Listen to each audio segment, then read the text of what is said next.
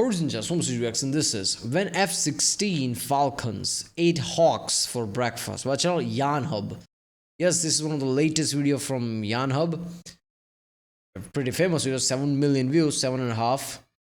A group of 6 Serbian J-21 Jastreb attack aircraft led by pilot Ranko. Okay. So are these J-21s? Is that supposed to be good? Wait a minute, let me Google this. Yugoslavian jets. Okay. Is that supposed to be good? Like, okay, is this a flex? Like F-16 take down some, I don't know. Somebody comment down, I guess. I don't know, because this is like very old time, I guess. I don't know. These planes were a thing like decades ago or something. But so were like F-16. Is J-21 supposed to be good? I don't know.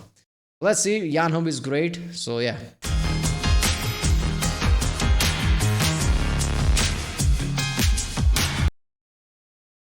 Remember, if you like my reaction, don't forget to subscribe. So that way I know which type of videos to react to more. And yeah, I like watching videos like this, like instances like this, incidents like this. Why not? Where some EVS in feet, what happened like back then. And Yarnhub makes this like with a proper like I don't know game engine or something, creates this kind of animation and things, which is really awesome. So let's watch it.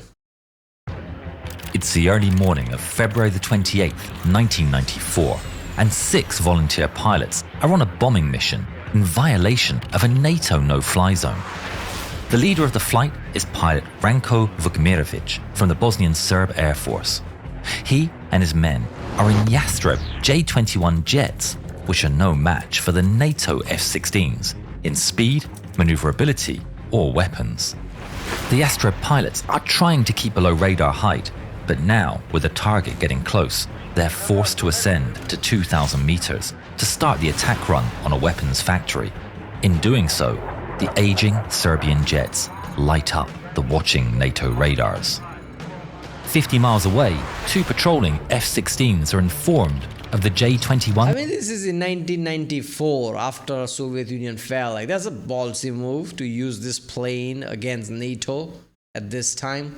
Presence. Black flight, you have 6 bogies. BRAA 320 for 52 at 7,000. Flanking. Copy that. The F-16s bank towards the target. In an attempt to shorten the war, NATO has set up a no-fly zone, and the F-16s have been sent on a route to intercept. Vukmirovic gets a visual on his target and arms his bombs. The flight positions themselves in pairs, one after the other, when suddenly a transmission comes through the radio. A pit grows in Vukmirovic's stomach. He can clearly see the trails of the 2 American Air Force jets dead ahead of them. He takes a deep breath. In previous missions, the American jets have only watched and warned the enemy, but not engaged. Vukmirovic knows if the F-16s had wanted to shoot him, they could have done so from miles away. But his eyes go wide as he sees the 2 F-16s approach at breakneck speed and roar through and past the Bosnian Serb flight.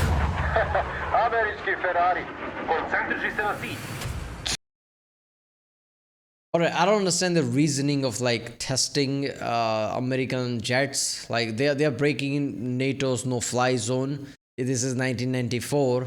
They are about to bomb certain place. So it's like, until Americans engage, I guess we're fine, right? Like, this is like going in front of a lion, like until lion pounds me, I guess I'm fine. So you're gonna wait for lion to pounce you? How about use a bit of common sense? I don't know what's happening here. Somebody really need to give me context in the comment, because this is insane. Even this kind of a warning, they're like, oh, just like go ahead with the target, why not? Jesus, did you see those old Yugos? Despite the show of force, the Serbian pilots are not distracted and keep their eyes on their objective. The Yastrebs are old tech and still use optical sights. And as the target drifts into the crosshairs, the aging planes release and drop their rudimentary but effective 550-pound bombs on target, striking them from different directions. They dropped bombs. Understood. You're clear to engage. Weapons free. Roger, moving to engage. This is gonna be shooting fish in a barrel. At the very rear of the formation, pilot Zlatan Cernalic watches the last of the bombs strike.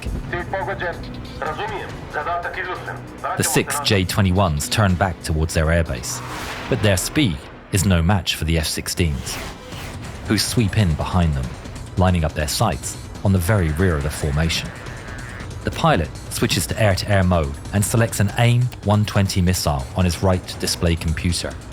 On his head-up display, a box designates the target. The F-16 pilot gets a lock and presses the weapon's release button. Fox 3.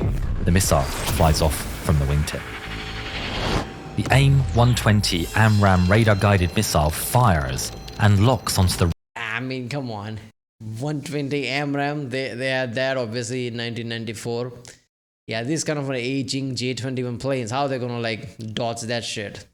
Yeah, this is just whole... I guess they just knew like as soon as we drop the bomb, yeah, we're gonna be screwed somehow. Or maybe they just thought like, fuck it, maybe they won't... I don't know. Why wouldn't they engage? Like if you're gonna do this shit, of course they're gonna engage. Running J-21's radar signature, rapidly approaching its target. Cernalic is scanning the skies for the Americans when he sees an enormous flash. He wonders if he's been hit, but then he sees the explosion on his wingman's left wing, immediately shredding half of it off.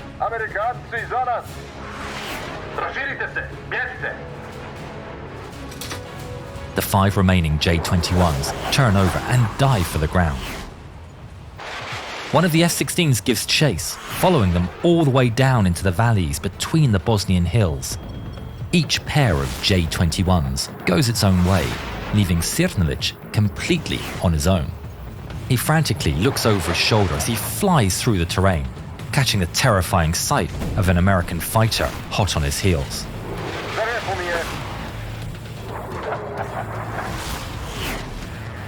Yeah, this is an insane shit to do and be in, right? Because F-16s and they're like machine guns. Yeah, with that kind of a close quarter, they would basically shred you, right? I don't know. I think that's what's gonna happen. Fox 2. The F-16 fires an AIM-9 Sidewinder heat-seeking missile. It locks on to Cernalic's hot engines and chases him down across the sky. Cernalic, flying low, skims over some electrical transmission wires. The missile explodes near the wires and his tail, cutting part of his vertical stabilizer. This guy is good, okay? So in this kind of a dogfighting, even with the shitty planes, that like, yeah, the pilot is really good. But he's still flying. He reports the situation, but finds his radio completely dead. Alone and vulnerable, Cernalic looks over his shoulder, expecting a second impact at any moment. But instead, he sees the F-16 turning away. Back with Mikerevic, he and his wingman push their aircraft to their limits, racing through the valleys. But the F-16 relentlessly closes the distance. Fox 3. He releases another AMRAAM missile, which rockets towards its target. Mikerevic is still looking across the sky to catch a glimpse of an enemy fighter when the missile flies in and disintegrates his wingman. Yeah, missiles are so fast, like you're looking around like that's like enough of time before a missile hits, like bang, there you go. The Yastreb explodes into flame and scrap. He breaks into evasive maneuvers once again as the F-16 fires another missile. It slams straight into his engines. Why are they using missiles if they're close enough, like with that kind of maneuvers, right? Isn't that what machine gun is for? If it's that close distance and like they're maneuvering that way, times like that, missiles usually like have a higher miss ratio, right? Like that's not what missiles are for. So F-16 have those machine guns. That is the reason behind them. Like, why not just use that? The explosion shreds the fuselage and flames pour out of the holes. He wrestles the dying aircraft, pulling hard on the stick and willing it to ascend as it burns all around him. As flames engulf the cockpit, Mikerevic pulls the canopy emergency handle. and ejects. The F-16 roars past as Mikerovich parachutes safely down. The F-16s continue towards the next pair of targets. They swap positions with the covering F-16 diving into action, armed with a fresh set of missiles. But their fuel is running low, and in a few minutes, they'll be forced to turn back. Approaching bingo fuel. 2 bandits trying to escape. I may be able to get 1 shot. Roger that. South of the F-16 pair, Vukmirovich and his wingman, Goran Zaric, have been forced to hear their friends taken down one by one in rapid succession. Any hope they have is crushed by the sight of an F-16 appearing over the hills behind them. The pair break formation as the American jet sweeps in. With just enough fuel left to make it back, the F-16 gets aloft. Box 2. Vukmirovich sees the missile launch off the rail and turn toward him. Okay, did they have no offensive weapon at this point? Did they just bring bombs, as said? Because if they had offensive weapon, why didn't they even try to fight back against F-16? Because you're screwed either way. Like, try to actually fight it. I don't know. He turns hard, trying to outmaneuver it. But it's no use. It rapidly approaches from his right and explodes just off his wing. He's stunned, but the fragmentation does no significant damage. He looks back, expecting more, but instead, the F-16 pulls off the chase, out of Why fuel. are they doing that? But NATO command has dispatched 2 more F-16s.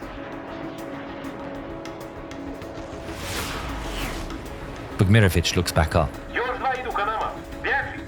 The 2 J-21s scramble for speed, diving down as far as they dare into the valleys. They skim the treetops, racing between the hills, with the F-16s all the while shadowing them and keeping up. They look over their shoulders to see the F-16s. Yeah, the worst thing about all this is like F-16s are nimble as fuck. That's one of the biggest plus pointers of F-16s, right? That's why F-16s were like default jet planes that people thought of, right? Because F-15 with 2 engines, they were like really good and untouchable, but they were like 2 engines like really fast and all that shit. Well, F-16s were supposed to be really nimble. So how are you gonna like outmaneuver like F-16? Like running away from that is gonna be hard. Closing the gap. There's nothing they can do to come out on top. In desperation, Vukmirovich tries a last-ditch idea. He turns straight towards a cliff at maximum speed, Zaric keeping close formation behind him. His heart races as the 2 jets head straight towards the earth.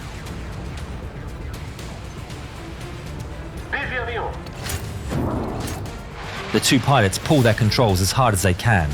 Zaric is crushed down by the G-forces as the ground rapidly approaches his windshield.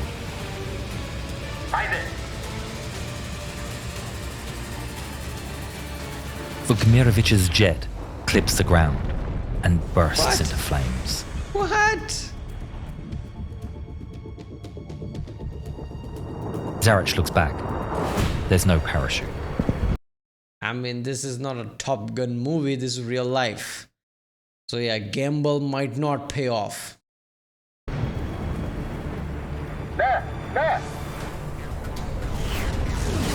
The F-16s burst through the smoke, still in pursuit. He pulls back into a dive, rushing to use the terrain as cover. I mean, F-16 would have just like flown higher because they can see there's a cliff there, they're just trying to evade. Of course they're gonna pull up. Why would they chase them like that? Like, what are these NPCs in GTA? Come on.